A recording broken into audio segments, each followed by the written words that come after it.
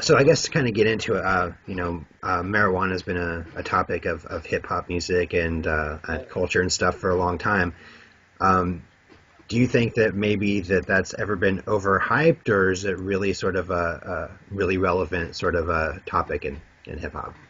I think it's um, I think it's overhyped in the sense that it's unbalanced. Like I think that whether someone smokes weed or loves it or whatever is all good. And at the same time, I think that this like sort of overemphasis on it in hip hop.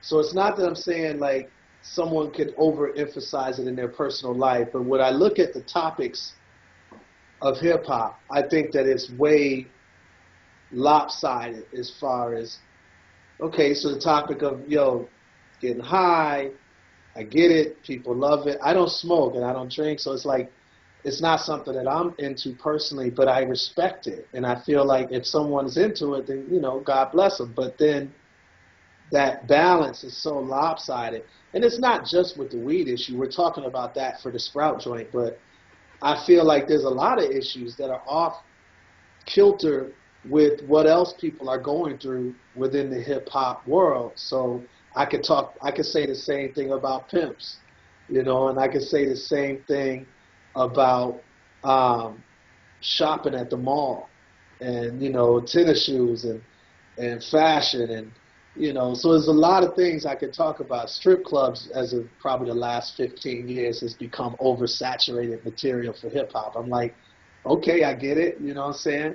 Mhm. But there's so much that's going on, and as hip hop becomes older and older as an art form, a lot of its best um, sort of prophets, in a sense, are growing older too, and they're going through different phases of life, and those things aren't being addressed as much as they should, seeing that a lot of us are going through it. You know what I'm saying? Some of the best hip hop artists are in their 40s. Some of my favorite dudes are in their 50s now. You know what I'm saying? Like Chuck D is in his 50s. He's one Yeah, of my favorite hip hop artists. Well, he's got kids, a house, had marriages, and so on and so forth. And these things, and so many like him have been through these things, but we don't talk about a lot of stuff in hip hop where we should. And I think that balance needs to be struck. Chuck D has aged well because he always seemed kind of like a wizened old master that you sort of that you sat wrapped and listened to because so age has worked for him. It's just added to his mystique as sort of like the grand master of political hip and intelligent hip hop. I agree with you. I mean, it's funny because when Chuck was young, Chuck had an old vibe to him. Yeah. Like it's crazy because when I remember hearing Chuck for the first time ever, and you know, his voice was so deep and so commanding that it made you feel like an elder was talking to you, and he was an elder. The truth is, because Chuck is a little older than a lot of even the contemporary cats in hip hop are, but he had a perspective and a presence vocally that just said, "Man, this cat is an elder," in a Confidence. cool way, confidence. You know what I'm saying? It's like it's always been an amazing part of his mystique to me. As far as um, marijuana and creativity, I know you said you don't smoke, but do you think that marijuana use has been prevalent in a lot of black forms of music, going back to jazz? Do you think that it's really an intrinsic part of sort of the hip hop culture as far as creative? I do. I feel like it's been a huge part of the creativity of hip hop, not just hip hop, but music in general. It's funny that one of the main reasons that I never decided to get high was not because I disagreed with marijuana use or any of that. I felt like I probably would love it.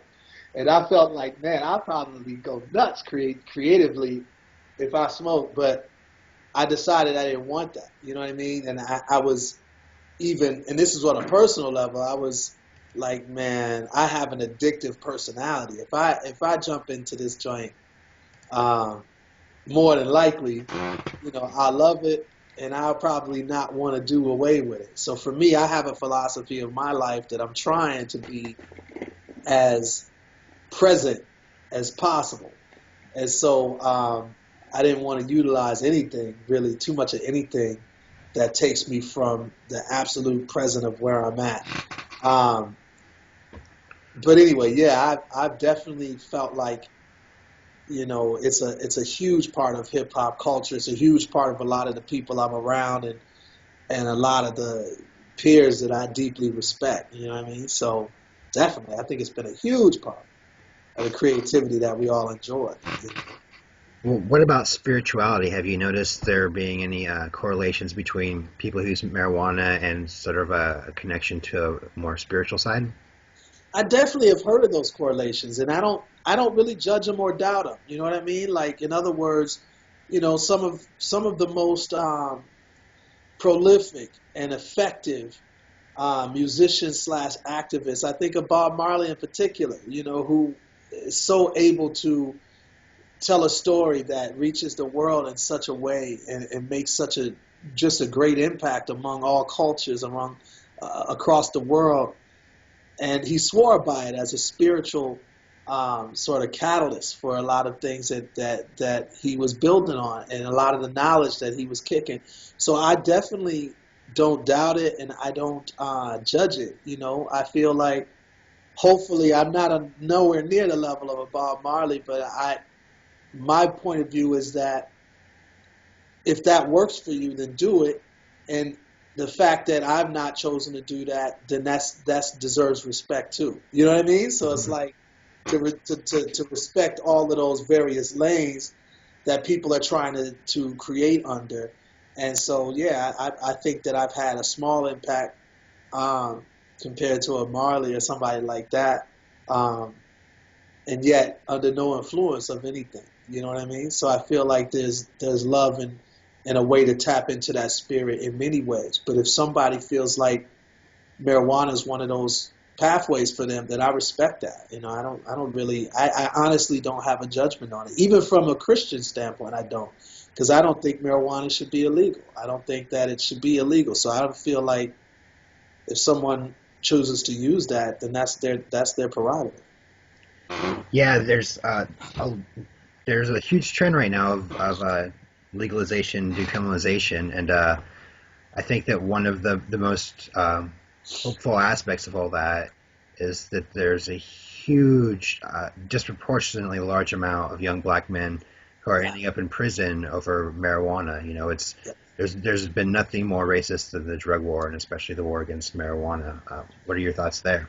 I thoroughly agree with all of that. And I think that it is ridiculous that people would do time over these types of things. Marijuana, unlike many other harder drugs, I call them harder drugs, like heroin or crack, which truly seems to been proven that it's going to change your whole life in a way that I've yet to see marijuana do the same. And like I said, I have many friends who smoke, and I've yet to see that have the same effect that meth, for instance, has on people that I know, or heroin, or cocaine, crack. So I mean, I think that this criminalization is sad, and it's something that I would be 100% involved with fighting against this criminalization and letting these people who have these little minor offenses based on marijuana,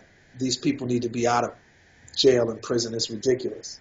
Yeah, that's an important part of not just legalizing and decriminalizing, but all these people who have been in prison for it need to get out, and we No need to doubt recognize that we've ruined their lives and about it. respond in some way to help them get back on their feet. Yeah, I 100% agree with all of that. So on the other side of that, one of our writers, Nagayo Bilam, he's a comedian. He recently wrote an article called "Don't Whitewash the Green Rush," in which he discusses the sort of um, the lack of black representation in marijuana business right now. Right, It's exactly. it's it's pretty much all white male, Sure. and as that business becomes legal and grows, it's a huge opportunity. Yeah. it's a huge opportunity for blacks to sort of get out of some of the historically social and economic situations. What would be your advice to other black people in regards to starting their own businesses in this area? Without a doubt, if it's legal in the city or a place that they're at, I think that they should. And I agree with that movement um, that you just spoke of, is as far as what you just described it as, at least, because that is the issue. Like, don't block out equal opportunity in this area. You know what I mean? Because it is a business that obviously has been thriving on a legal standpoint for years. Now that it's legal in certain places, I would love to see people of all races be able to take advantage of that business opportunity. It's a business opportunity. Mhm. And yeah, I believe in that wholeheartedly. Don't whitewash the green rush. I like that. That idea is like, I totally agree with that thought, at least from what I hear about it from what you just described. Yeah, I think that the big issues right now kind of affecting that are that because of the profiling and stuff, because the federal laws and state laws aren't necessarily in sync. Um, if you're black, you have a lot more reason to worry about getting busted for the same business, that someone else is running. Yeah, exactly. Yeah. That's why even when we were talking about the cop block segment of our talk, I feel like that overt racism reality that this country continues to perpetuate has to be addressed. You know what I mean? And that's something that I really believe is at the soul of America's pain. If we can overcome some of the number one, diagnose and then overcome. I say diagnose because a lot of people say, well, color doesn't matter. I'm not white, you're not black. That's not doing the right. I think the intent of people when they say that is good intentions, but it's the wrong way to look at anything, because you don't go into cancer and say, well, act like it's not there. And, you have to diagnose it first of all and then start to deal with it. And so I appreciate when we start to deal with these issues of how much race plays a part in every area, and this whole don't whitewash the green rush is just another example of fighting that that um, that white privilege, that white supremacist unfortunate reality that this country is based upon. So it is very important. It goes to the cop block situation. It goes to almost any situation you can describe. Um, it goes into that. So that's sort of one of the big monsters that we finally got to deal with. Yeah, you can't fix a problem that you refuse to recognize. Mm-hmm. Exactly, and it's not a scary thing. It's just the beginning process of really trying to find peace, which I think so many people want to find. They want to find peace. They want to see solutions. I think that sometimes people are just afraid to go into that sort of dark past to deal with how you actually find that solution and get to it. Let's move forward, man. We gotta. I think if we heal correctly, we have an incredible future ahead of us, and it can be amazing. And we don't have to keep revisiting these same sort of horrible trends that we keep revisiting as a country. All right. Well, I have one more question here. Um, Yeah. I was not sure whether you ever partook of marijuana or not before starting this, but I'll rephrase this a little bit. Accordingly, uh, if someday you were to sit down with a friend and smoke a joint, what album would you have on? Uh-huh. Um, that's a good point. I would probably, if I ever did that, I would probably want to rock some uh, some Bob Marley. I think that would be the most fitting. You know what I'm saying? Probably the Legacy record. Just get a lot of his best joints. And if I ever did that, that's probably the joint that I would want to want to play at that time. I think that would be the most fitting. That'd be a good choice. You know what I'm My saying? recommendation would be De La Soul's Dead, but De La Soul is Dead is a great record. I think if I ever did that, from what I hear from my friends, just the type of vibe that it gives you, I would want to re-listen to a lot of joints, a yeah, lot of records that I love because, I think, you never know. It might just give me a whole nother perspective on them. You know what I'm saying? Yeah, no doubt about it, man. New perspective shift. Yeah. Yep, no doubt about it, bro. Well, again, from Sprout News and all of our readers, thanks for talking to us and No discussing some of these doubt. things. And it was a fun talk. So really appreciate it.